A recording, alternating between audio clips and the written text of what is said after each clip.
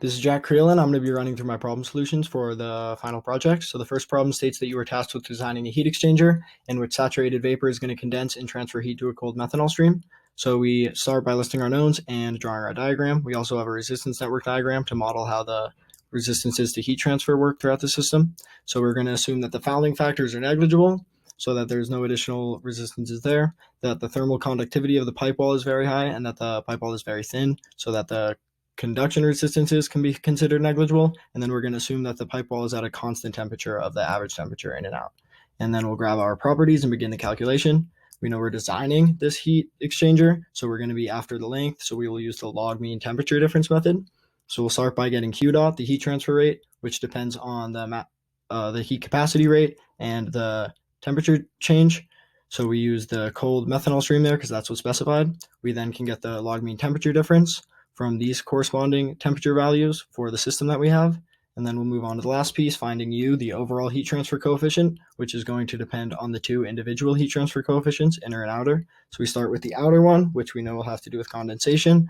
So we will first get the modified heat of vaporization, which depends on the normal heat of vaporization and adds on this term here to account for the fact that some of the vapor will not only condense, but also subcool. And then we have everything we need to get the appropriate relationship for the heat transfer coefficient from our handouts. And that is this one for condensation over a horizontal tube. Then we can move on to the internal heat transfer coefficient, starting with the velocity from the mass flow rate, which we will then use to get the Reynolds number, which will tell us we have turbulent flow. And we will use that combined with the fact that we meet these conditions to find the appropriate relationship for the Nusselt number, which will be the Dittes-Bolte relationship. And we will plug in a value of 0.4 for N, since this is heating the stream. We have our Nusselt number now, and we can use it to get the internal heat transfer coefficient. Now that we have both of our individual heat transfer coefficients, we can use them with these relationships here to combine and find the overall heat transfer coefficient. And then we have everything we need to go back to our original equation and rearrange it for the surface area to find the required length to meet these specifications, which will be about 3.5 meters. So this problem is going to cover learning outcome 3. We drew our resistance network and we did ultimately use it to find the overall heat transfer coefficient. We used our knowledge of internal forced convection to find the inner heat transfer coefficient and used our knowledge of phase change convection, specifically condensation convection, to find the outer heat transfer coefficient. We also covered this learning outcome because a heat exchanger is a heat transfer unit operator. Moving on to problem 2, we are now talking about heat transfer in a vacuum chamber. So we place a spherical nickel heating element in this vacuum chamber and allow the process to reach steady state. And then we reason that since there's no air, that the only mechanism for heat transfer available will be radiation. Then we are told to assume that the vacuum chamber is a black body and the nickel ball is a gray body, and we're going to derive the one-dimensional heat conduction equation and use it in part B to find the heat transfer from the ball to the chamber. So we start by listing our knowns and drawing our diagram again, and then we're going to begin deriving this equation for a differential element using the overall energy balance of in minus out plus generation equals accumulation. Accumulation will be 0 since we're at steady state. We can then break these big Q dot and E dots down into little Q dot times area and little E dot times volume.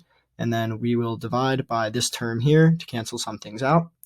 And then we can use, just to point out here that we are evaluating the in term at R and the out term at R plus delta R, so for a differential element. And then we can go ahead at this point and take the limit as delta R goes to 0 to turn it into a differential equation. And then at that point, we can sub in Fourier's law for little q dot and do some more simplification, and we will have our final heat conduction equation. Then we can use it in part B. We will integrate it once, and at that point, we will apply our first boundary condition, which is at the outer radius.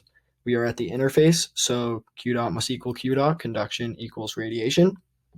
And so then we can apply that and use it to solve for the first integration constant, and then we will move on, plug that back into the equation. Some terms will cancel, and we can integrate the resulting equation again.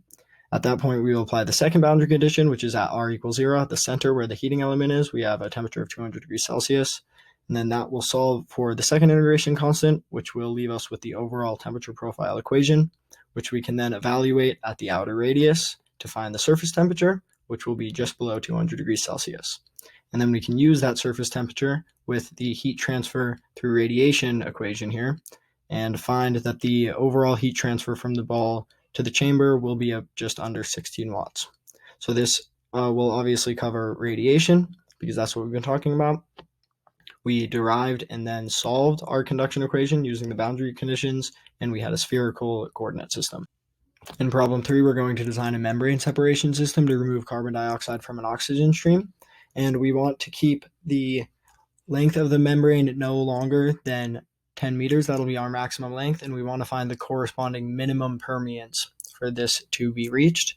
And so we will come down here, list our knowns, draw our diagram. When we draw our diagram, we're going to decide to use a countercurrent design to maximize the driving force and the ease of separation. So we'll start the calculation by doing some mass balances to find the relevant flow rates of CO2 and some total flow rates so that we can get to the fraction of CO2 in the streams. And then we will use these two pieces in turn to find the partial pressures of CO2 in all of the streams, which will then be used to calculate the log mean pressure difference, which is the driving force here. Once we have that, we can move on and we will find the flux of CO2 through the membrane, which depends on the flow rate of CO2 in the permeate divided by the area. And then once we have the flux, we have everything we need to use this equation to find the permeance. And since we use the maximum length here, we will be finding the minimum permeance to achieve that length. So this problem is going to cover learning outcomes 8B because this is a mass transfer unit operation, this membrane separation system, and this is obviously steady state mass diffusion through the membrane.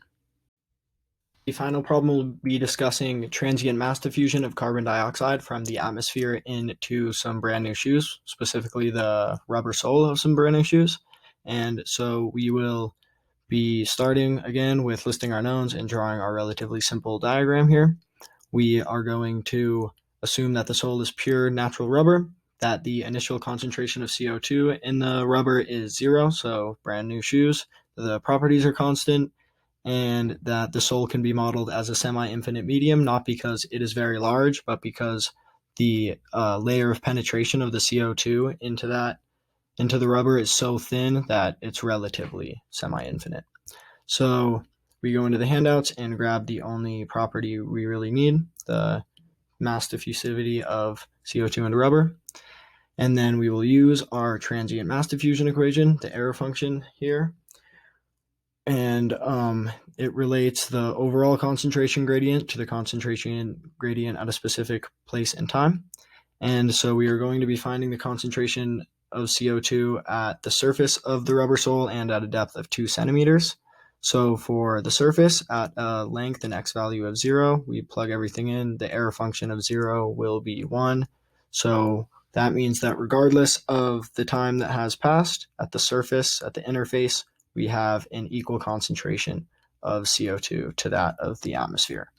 Then for 2 centimeter depth, we will see that the concentration very quickly diminishes as you go deeper into the rubber. And at just a depth of 2 centimeters, we are already down all the way to 0.00184 parts per million. And so this is going to cover, obviously, just the one learning outcome of transient mass diffusion.